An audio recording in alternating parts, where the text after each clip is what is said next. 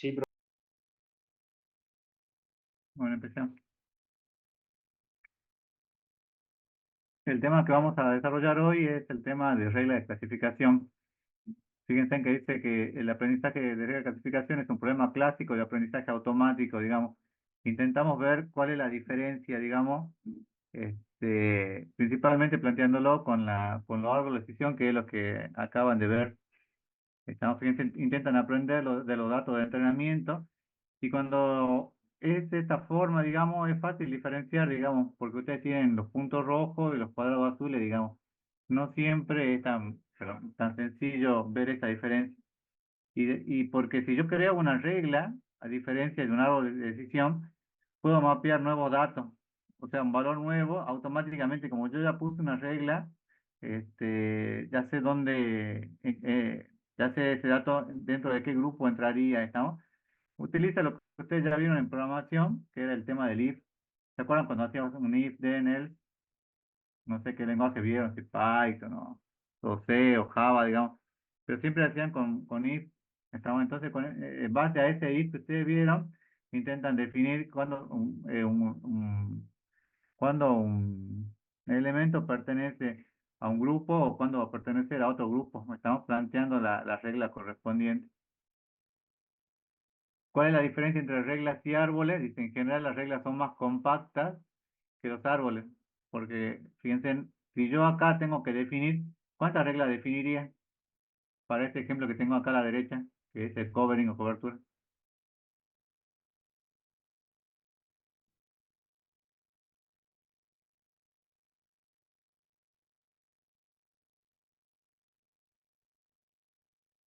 Chicos, para este ejemplo que yo tengo aquí, ¿cuántas reglas tendría que definir?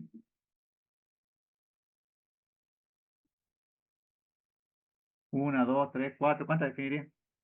dos. Dos, una para lo positivo y otra para lo negativo. Mientras que si yo armara un árbol, como lo que mencionaba recién y han desarrollado, el árbol seguramente tendría más de una rama, digamos, tendría una rama para este tipo y irían subdividiendo, digamos. ¿Estamos? Fíjense en cuál es la diferencia. Dice, cada regla puede representar un concepto distinto y te permite agrupar o quitar reglas fácilmente.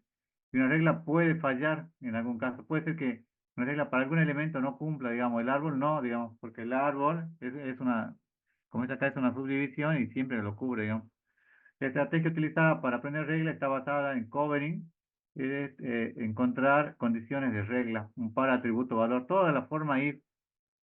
Y la idea básica es añadir pruebas a cada regla que se está construyendo buscando maximizar la cobertura. La cobertura sería la cantidad de elementos que están cubiertos por cada una de esas reglas, ¿no?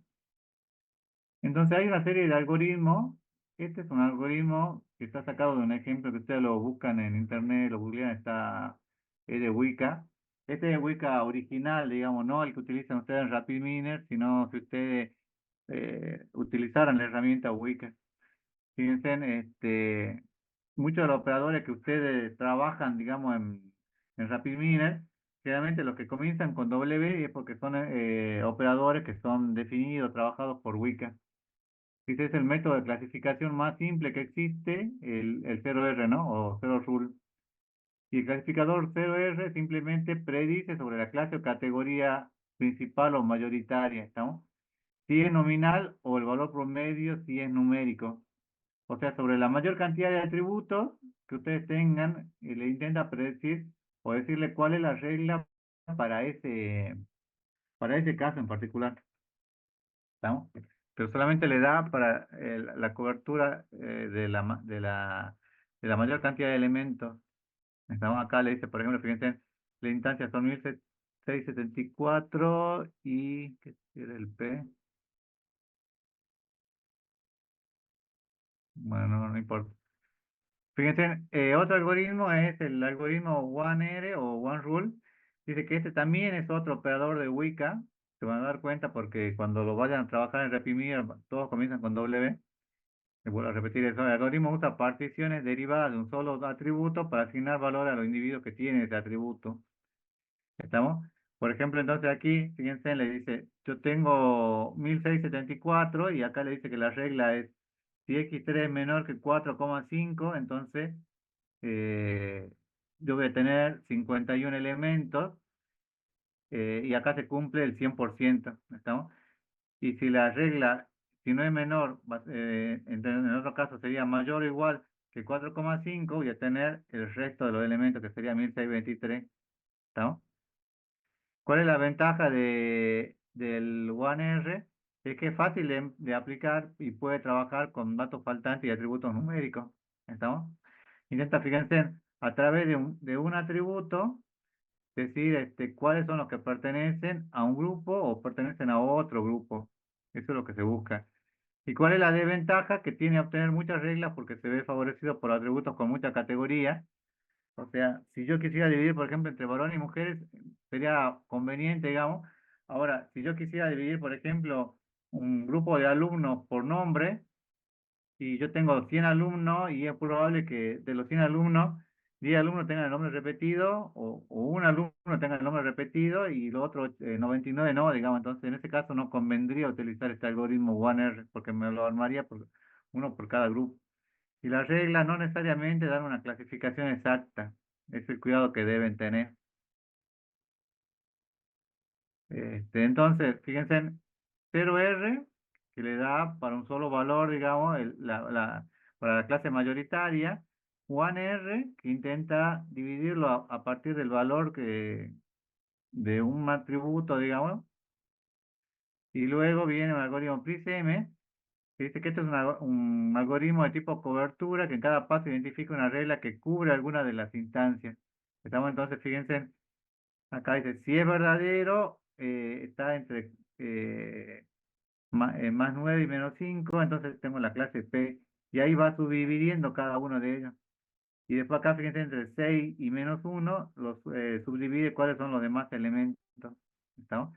Entonces intenta hacer subdivisiones, este algoritmo, identifica unas reglas que cubre cada una de las instancias. Entonces, por cada uno de los pasos, intenta ir armando cada una de las reglas.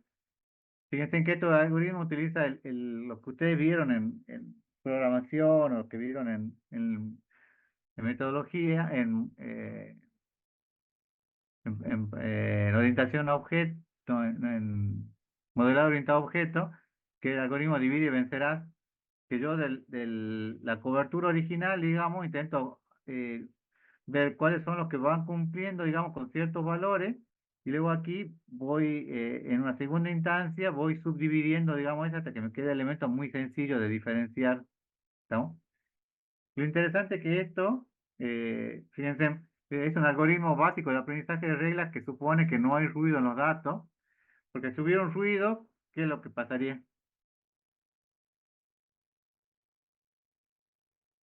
¿Qué pasaría si hubiera un ruido con las reglas? ¿Lo ignoraría? ¿Quedaría dentro de otra regla? ¿O crearía una regla nueva? Una nueva. Crearía una nueva. Entonces, si yo tengo 20 elementos que son ruido, digamos, me quedaría 20 reglas. Entonces, no me conviene en este caso aplicarlo, digamos. Entonces, ustedes ya vieron técnicas de limpieza, digamos, donde lo que les conviene para aplicar PRISM es primero hacer una limpieza y sacar los elementos que son Euler, digamos. Sea T el número de ejemplos cubiertos por la regla y P el número de ejemplos positivos cubiertos por la regla, PRISM, bueno, ¿cuál es la definición? PRISM añade condiciones a reglas que maximicen la relación P sobre T, ¿estamos? Donde P es el número de ejemplos y T el número de ejemplos cubiertos por la regla. Entonces, si la relación es, yo tengo 100 ejemplos y los 100 están cubiertos por la regla, entonces tendría un 100%, y eso es lo que debería buscar para poder trabajar con PRISM. La construcción de la regla busca caracterizar exactamente a los datos. A medida que se cubren los ejemplos, se eliminan los datos de entrada. O sea, eh, fíjense acá, yo armé tres grupos y de estos tres grupos armo un cuarto que sería con los que van quedando y sobre los que van quedando armo de vuelta, voy subdividiendo. Por eso es que el algoritmo, por eso se le dice que utiliza el algoritmo divide y vencerás. ¿Estamos? Entonces, a medida que se cubran los ejemplos, se van eliminando los datos de entrada, van considerando solamente lo que le va quedando, digamos. Y este mecanismo de construcción lleva a obtener una lista de decisión, pues el orden de ejecución de las reglas queda predeterminado, ¿no? Entonces, este orden con el cual van a tomar cada una de las reglas, es importante, digamos, que vean con cuál van a arrancar, digamos, o qué es lo que les conviene utilizar como parámetro, ¿estamos? Que eso es lo que vamos a ver ahora cuando veamos los ejemplos. Entonces, ¿se entiende hasta acá, chicos? Tiene vimos tres algoritmos, digamos. Primero vimos que la regla es una forma distinta de ver, digamos, no es lo mismo que un árbol, sino que intentamos crear una regla que cubra o tenga una cobertura sobre un grupo de elementos, usando de la forma atributo par o if, y vimos tres algoritmos. El algoritmo ZR, que trabaja con la clase mayoritaria, el algoritmo 1R, que intenta a través del valor de un atributo dividir en clases, digamos, a través de esa regla, a través del valor que tenga un atributo, intenta obtener un grupo y va armando el resto de los grupos. Y después el algoritmo PRISM, que va armando las reglas, utiliza la forma divide y vencerá, digamos, y va armando reglas de la raíz, digamos, y luego si hay algún grupo grande que le ha quedado, lo vuelve a subdividir hasta que de pronto le quedan todas las hojas, le quedan solamente hojas que ya cubre todo el resto del árbol, digamos. ¿Estamos? ¿Alguna pregunta hasta acá, chicos?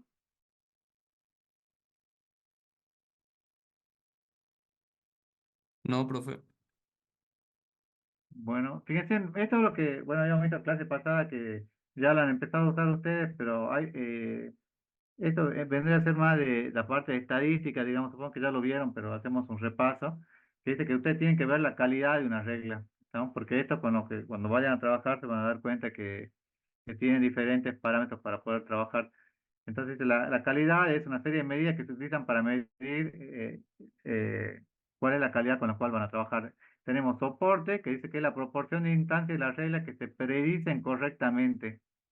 ¿Estamos? El soporte de una regla X sobre Y en una base de datos D está dada por expresión. ¿Estamos?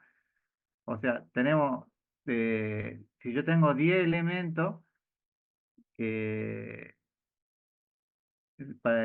y para esos 10 elementos predijo 5 correctamente, acá el D sería también de 10 elementos, digamos, la cantidad de elementos, porque el D se representa a la base de datos o al dataset con el cual están trabajando. ¿Estamos?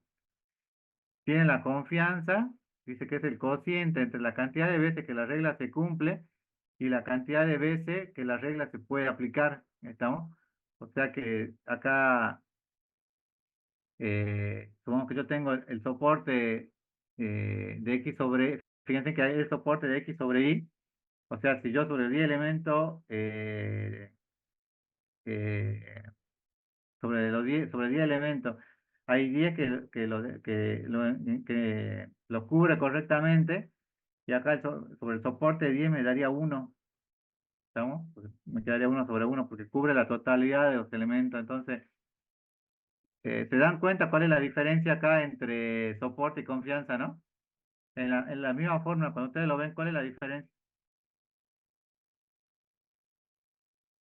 Disculpe, profe, ¿qué significaba la D? La D es la base de datos que ustedes están trabajando, la cantidad de registros, la cantidad de datasets, Ah, bien. la cantidad de registros de datasets, ¿no? ¿Qué diferencia hay entre las dos fórmulas? ¿Qué diferencia hay entre soporte y confianza?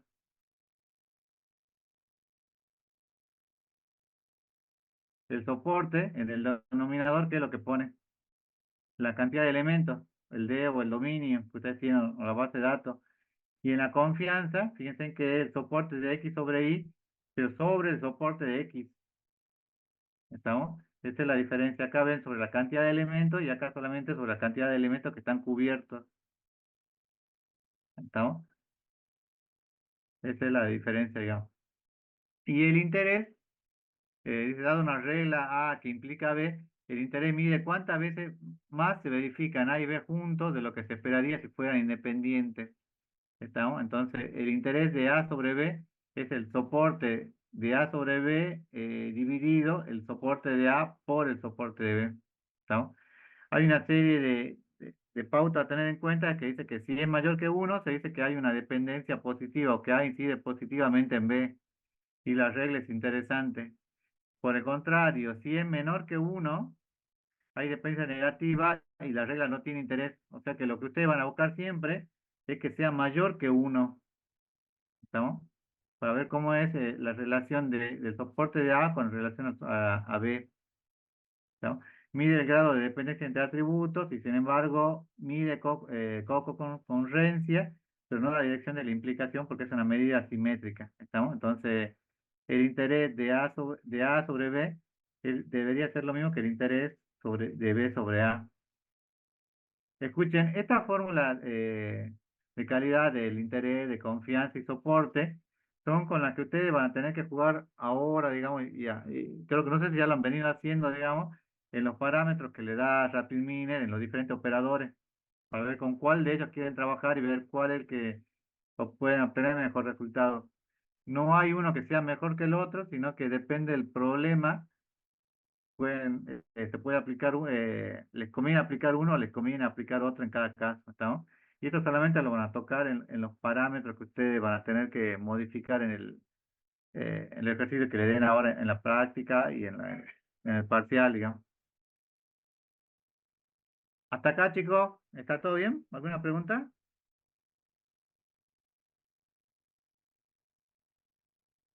No, profe, todo bien. Bueno, fíjense que esto en realidad es sencillo porque estamos viendo reglas de clasificación y la semana que viene vamos a ver reglas de asociación. Entonces ahí ya podemos comparar entre los árboles con la regla de clasificación y la regla de asociación y vemos cuáles son las diferencias en general que hay, digamos, por si intentamos ir más o menos tranquilos, digamos. Después ya entramos de lleno con algunas otras técnicas como redes neuronales o algunas llamadas por ahí un poco más interesantes. Sin embargo, estas reglas de clasificación son muy útiles, digamos. Muchas veces uno quiere aplicar, no sé, aprendizaje profundo, quiere aplicar una red neuronal, y sin embargo, con una regla de clasificación bien definida o definida correctamente, pueden obtener mucho mejor resultado o con un árbol, digamos. Por eso es que la idea es que ustedes vean en general, digamos, qué es lo que les conviene aplicar en cada caso. Bueno, el operador WZR, ¿por qué el 0R tiene un W antes? Porque se utilizaba en Wicca. Porque provienen de Wicca, digamos. ¿Estamos? Entonces, si yo obtengo este ejemplo de drogas, fíjense, yo tengo acá la edad, el sexo, BP creo que era la presión arterial, si no me equivoco, si tiene presión alta, presión baja o es normal. El colesterol, si tiene alto o normal. Ay, Na, el calcio era. ¿Quién se acuerda de química?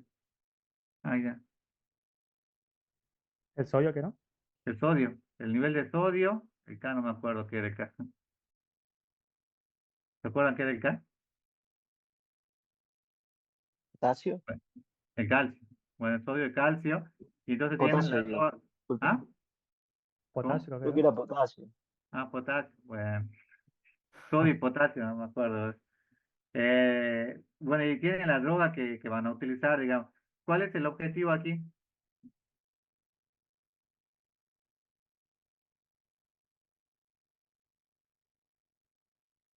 Para este dataset, ¿cuál es el objetivo? El objetivo es true, pero no sé qué significará. ¿Cuál? ¿Cuál O true? sea, el label que no. Claro, el objetivo es el label. Y acá Claro, está pero marcado. Es la claro, droga, digamos. Lo que intentamos es como cuando ustedes van al médico y ustedes le dicen, no, yo tengo 23 años, soy mujer, tengo la presión arterial alta, tengo el colesterol alto, tengo el potasio 0,793 y no me acuerdo qué es, el potasio de 0,331. Entonces le dicen, usted tiene que tomar la droga ahí.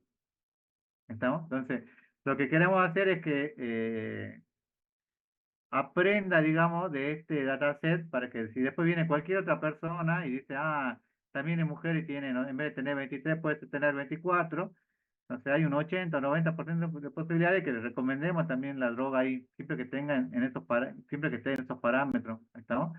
Queremos crear un conjunto de reglas. Ahora, las reglas no las van a crear ustedes manualmente, sino que ustedes le van a decir al operador, que en este caso es 0R, que le diga cuál es la regla.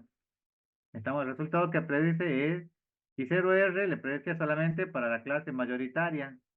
¿Se acuerdan o no?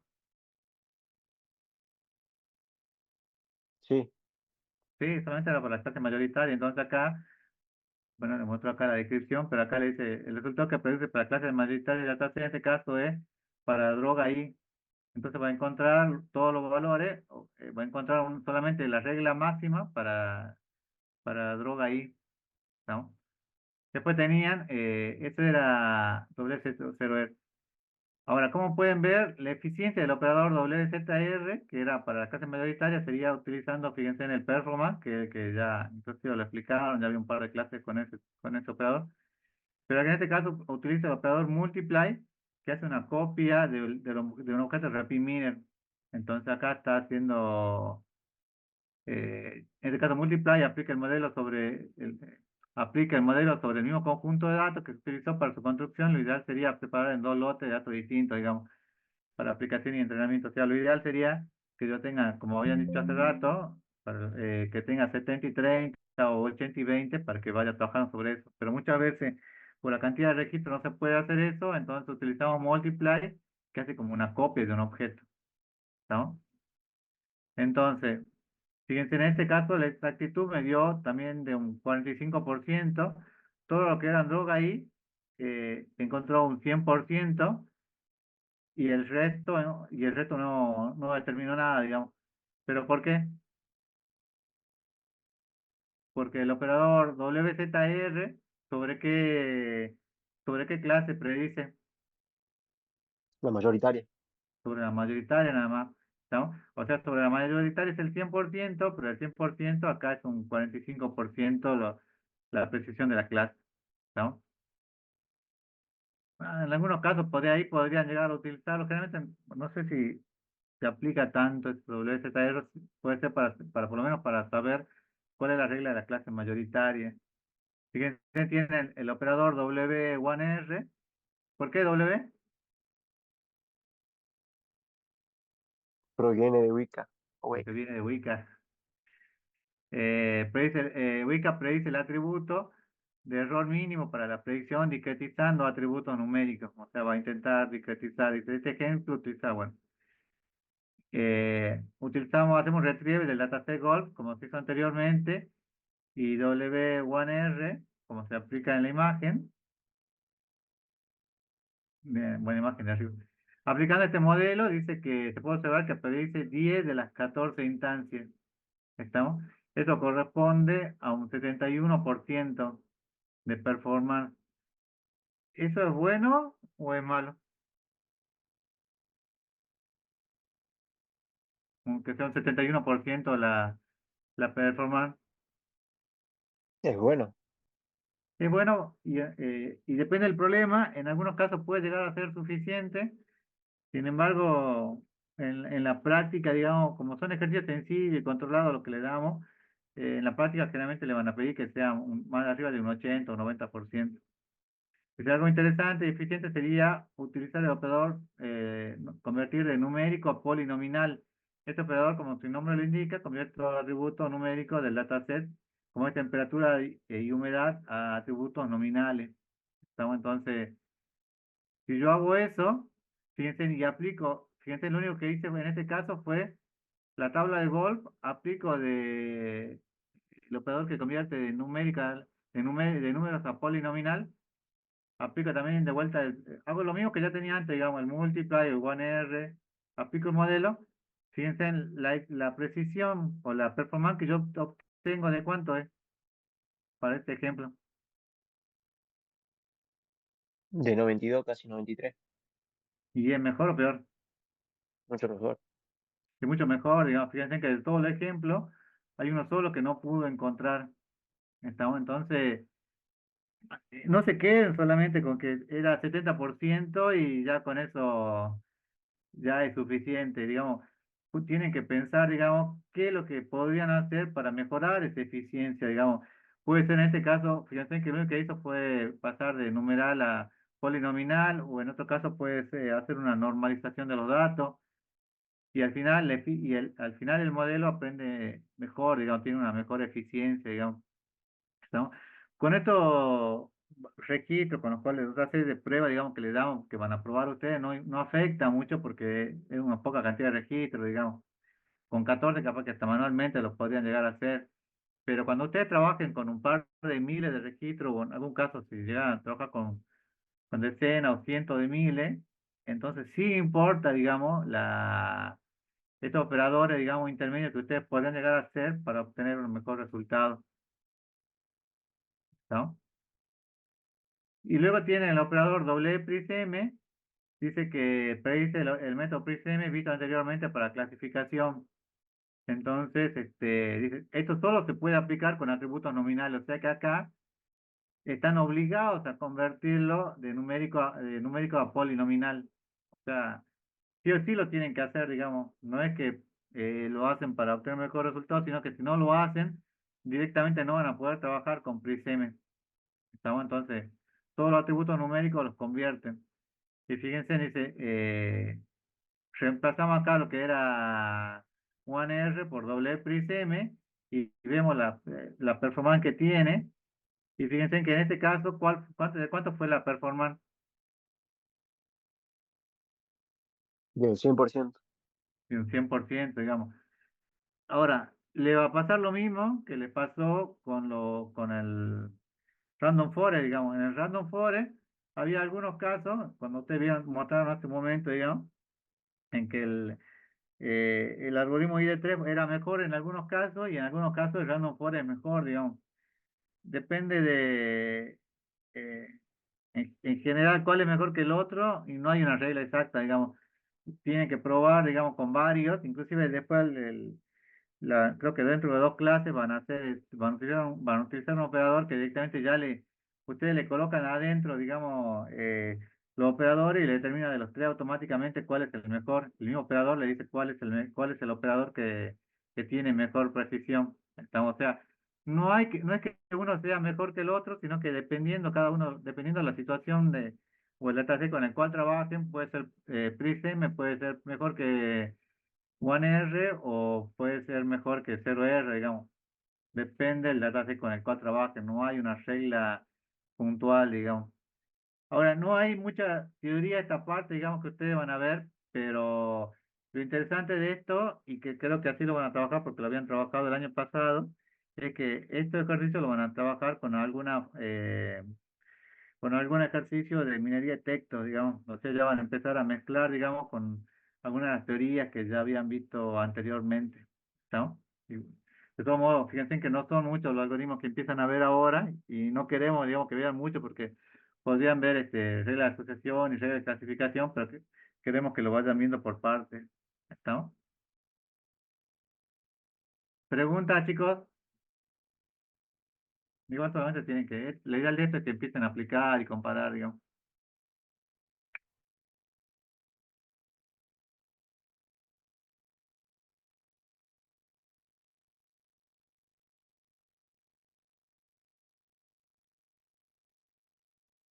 ¿Preguntas?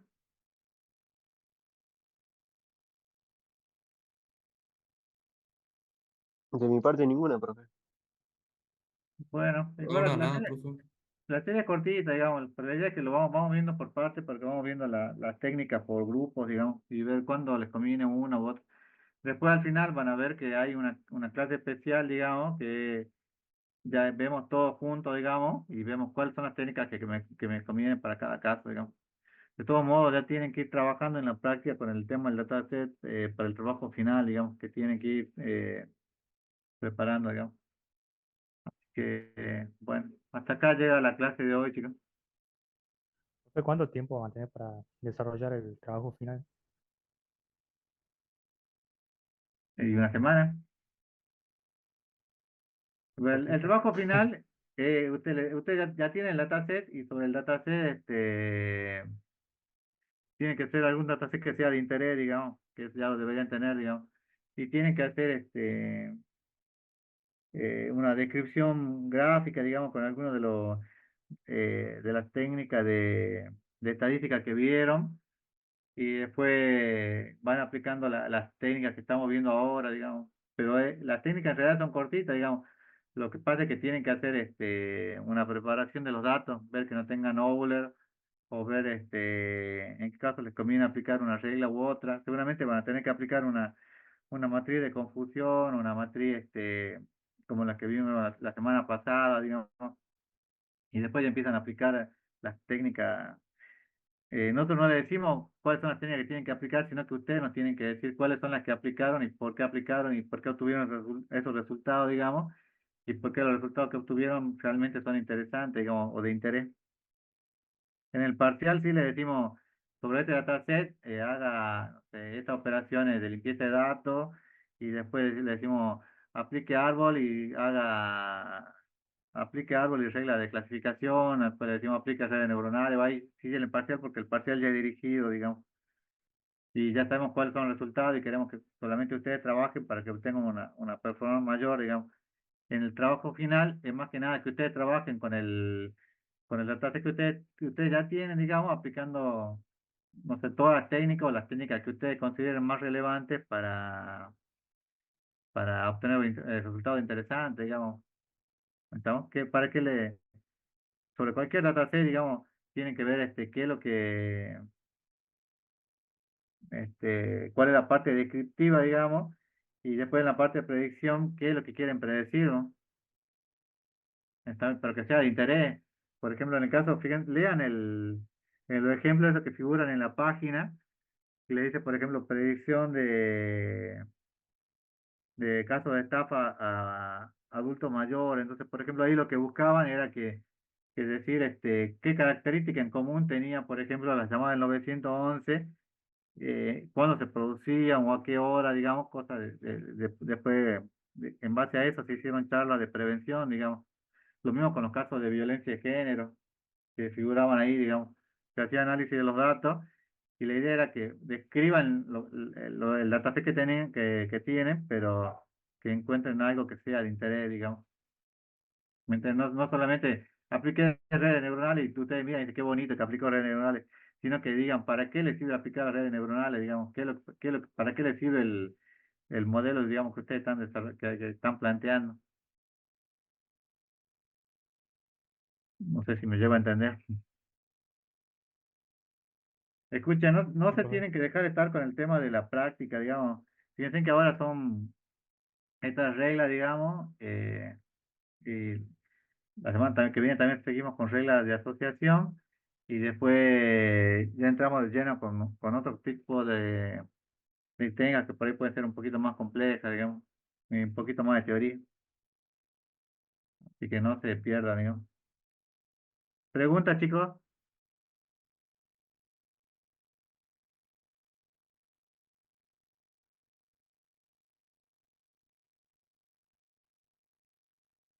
Bueno, si no hay preguntas, nos vemos la clase que viene. El día miércoles ya van a tener práctica, digamos, de ese tema. Así que, bueno, nos vemos, chicos. Hasta luego, profe. Nos